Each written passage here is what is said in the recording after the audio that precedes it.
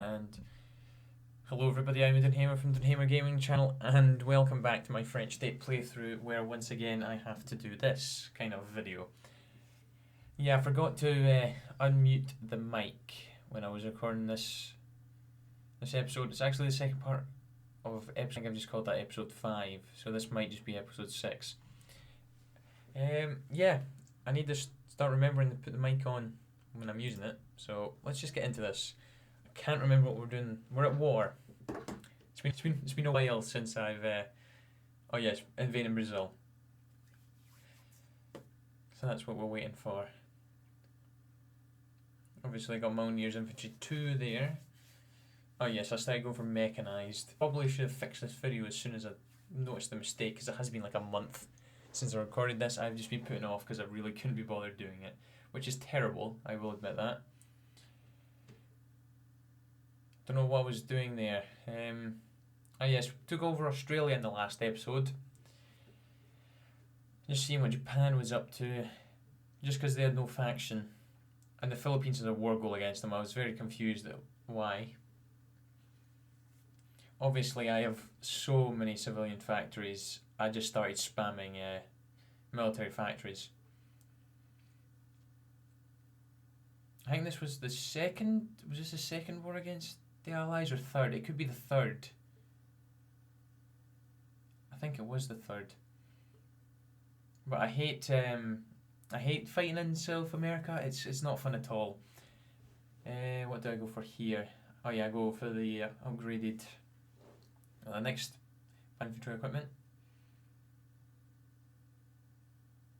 Oh yes, they're landing. Well, they're going anyways. We'll see what happens. Yeah, the Kingdom of Botswana got all the land for Africa, and there was that one Mexican division in Australia, which obviously gets crushed swiftly.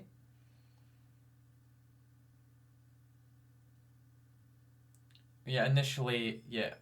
Oh yeah, the Katanga uranium keeps pinging up and off. You'll see that through this whole episode, I'm sure.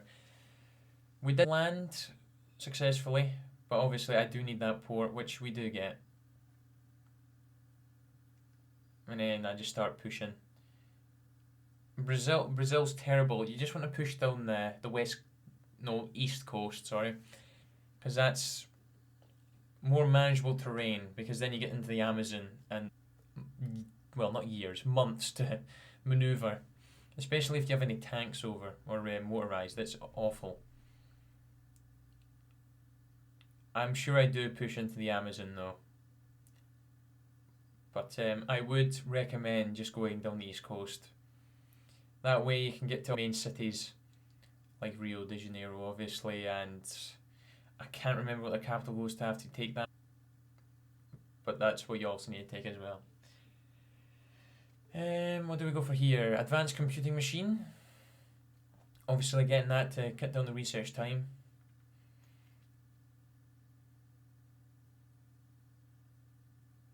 I think it's just Brazil that needs to go, and we should be fine. I think that's the end of the war with the Allies again. We are poorly supplied, but I'm sure I was saying if I take that province there, those ports, I think it sorts out the supply for us. They do have no manpower. I don't think you would have noticed that there when I quickly looked at them.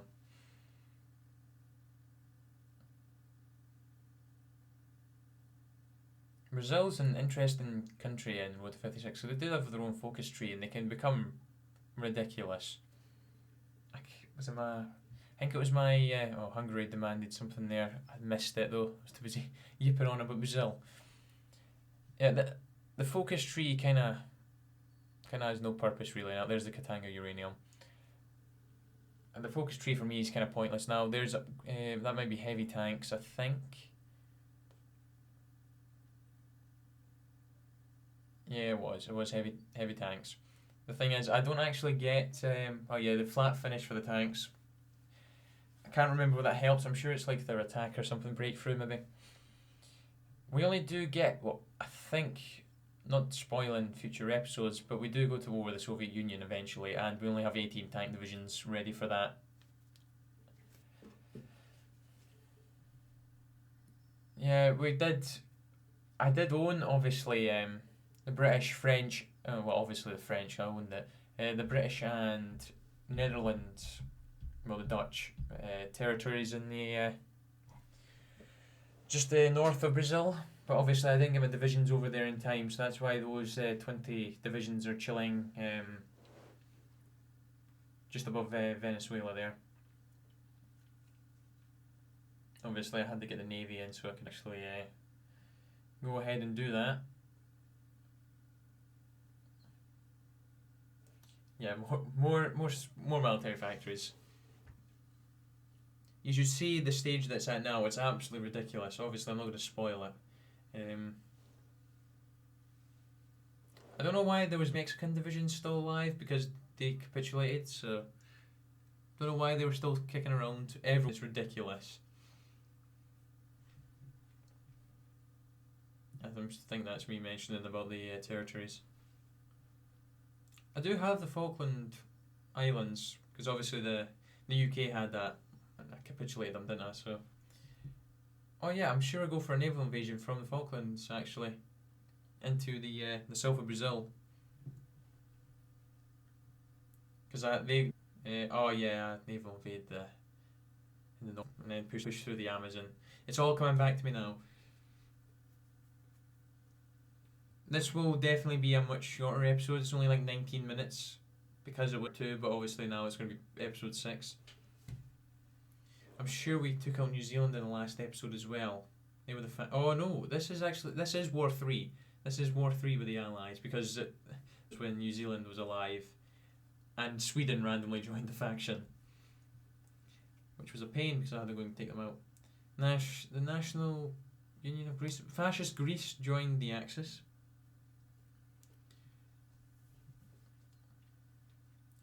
Oh yeah, if you look very closely. Oh wait, I zoom in anyways. The Free States. Switzerland, being neutral, made their own faction, and Hungary's taken it to Romania with the whole Axis really. Now the Axis is only massive because of me right now, because obviously Africa's literally mine. They've got Katanga uranium.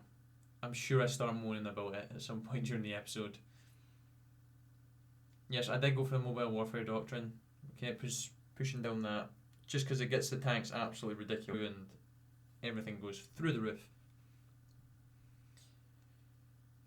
I really do hate the battle plans sometimes, because they miss out random bits of land that just doesn't make any sense.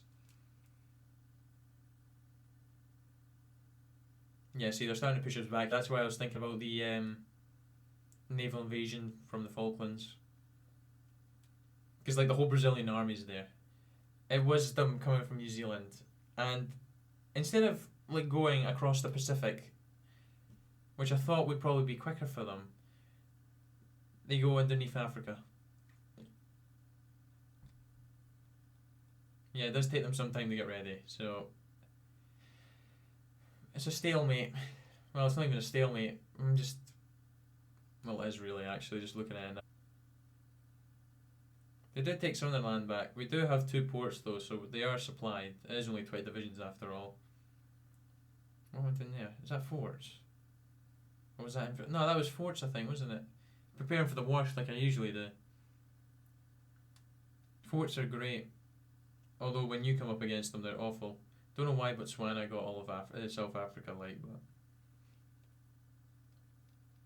yeah, we're pushing into the Amazon. That is painful, watching your divisions go through the Amazon. Like we will see, it takes them ages. Like look at all those negative modifiers it does. It's ridiculous.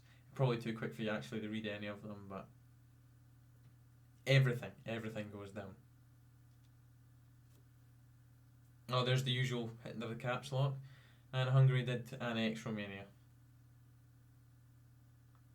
Just noticed Argentina's actually democratic. Don't know why I decided to naval invade some of Uruguay there. Obviously, we want that port that's in the south, because there's no other port for quite some distance. I decided to go for those three bits of land. Civilian factories now free again. I'm sure I Spam some more. He's actually an invader, which is perfect. So that's the the naval invasion time is reduced. Ah yeah, there we are. Back with some more military factories. And the Katanga uranium is back. Now, I did actually think about taking over the rest of South America, but Uruguay was communist. Not Uruguay, Paraguay was communist. So I thought that they'd probably end up joining the Comintern, and I was not ready for Russia yet.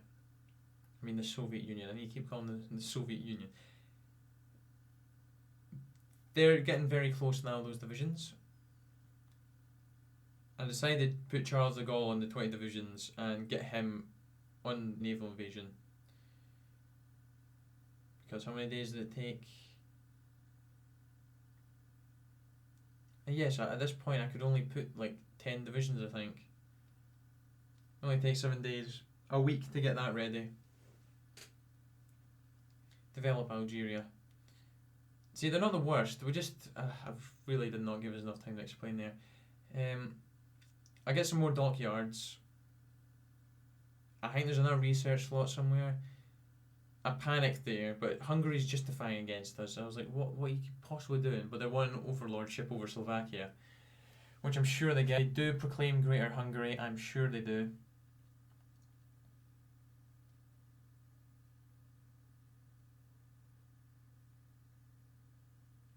We'll see what happens with that. I'm sure they do get.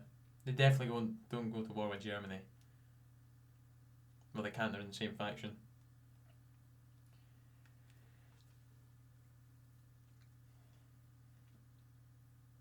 Yeah, I have far too many puppets now, so they keep on spamming invites to the war.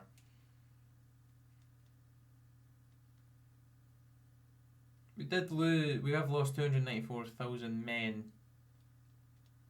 I did build land forts, that is what it was. You see, they kind of relaxed the amount of troops that they've actually got on the border. Except from that bunch of 6 for some reason. Yeah, they're still not in position.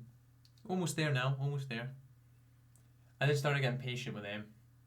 This playthrough is, there's no way for me to get that national unity up. Now, I don't know how to get it up. It's stuck at 36. I got 2 divisions from Venezuela, which was nice.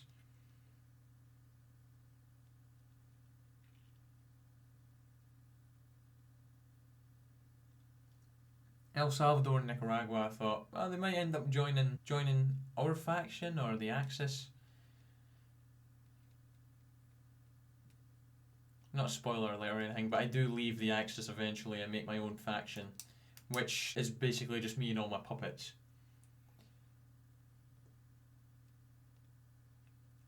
I'm sure that division goes bye-bye. Yeah, they do. Yeah, I'll lose them, but I did get the port. So yeah, that was a slight loss there, but nothing I could do. I should have just went for the port.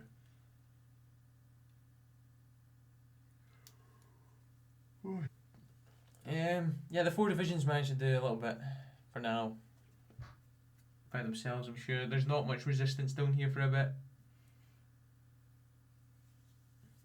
And those 10 come straight in. I thought I was actually going to lose some territory there just after gaining it. Oh yes, we also lost the division with Charles de Gaulle. I've just noticed that as well. It's dropped it. Oh. An ex-war goal. Could have been fascist. There's chances are slim and it may even backfire. But I'm confused at this. Oh yeah, I puppeted Indochina. So I just went for the annex goal because, well, they're in the faction, so fine now, absolutely fine. I did like as well. I was just checking to see if our relationship has been. Oh, there's Katanga uranium's going. I wanted to check if our with the Siamese Empire, if the relationship had changed. Oh yes, that division that slaughtered our division, we're now slaughtering it back.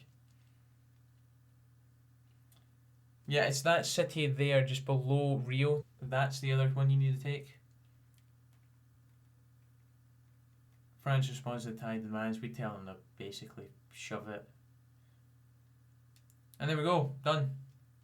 Didn't even have to take Rio actually. That was it. I puppet Australia. No, I don't puppet them and annex them. I satellite Namibia and I puppet South Africa. But I take all of Mexico. And that is it. That's the third war with the Allies over. But, yeah, I keep forgetting. There's ships that I've just told that never repair, so they're broken. But yeah, it's nice when I'm in my own faction because you can see how much the world I actually do control. I've basically got parts of my empire in all continents now. Can't remember what happens in Switzerland. Yeah, I just spam more military factories. My military production's through the roof.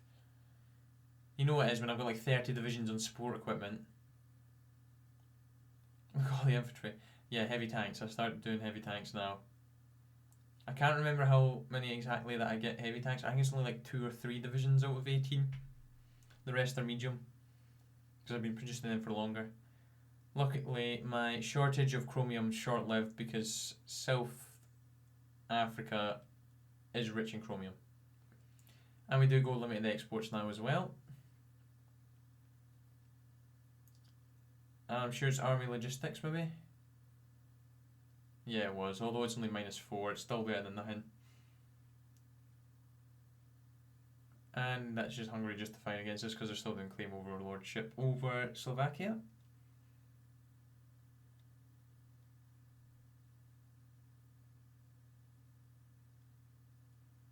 See, I knew not to touch Paraguay. Uruguay, however... Oh, no, I didn't decide to go for them.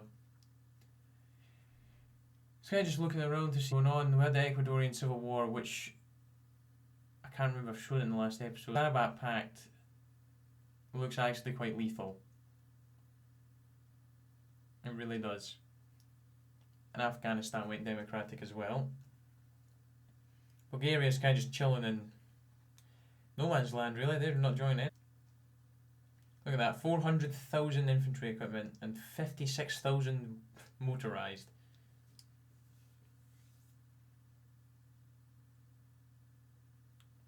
Trying to remember what I was doing there. Yeah, we're developing in China right now. That's where the dockyards go, so we don't actually get access to them really. It goes to Indochina.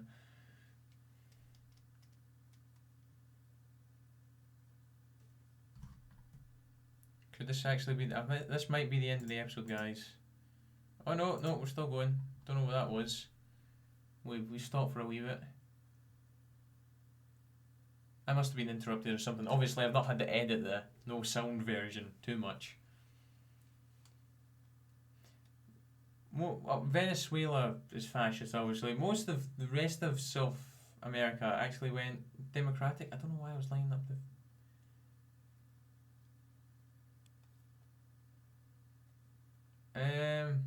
Yes, I thought we did go for Uruguay. Do get them. Do go for them. I'll leave Central America alone though. Yeah, this is the end now. Do I take Switzerland? Do I? Oh, I can't even remember, guys. I can't even remember. But that is the end there, so I do apologise for this. This probably isn't the best voiceover kind of thing to do either.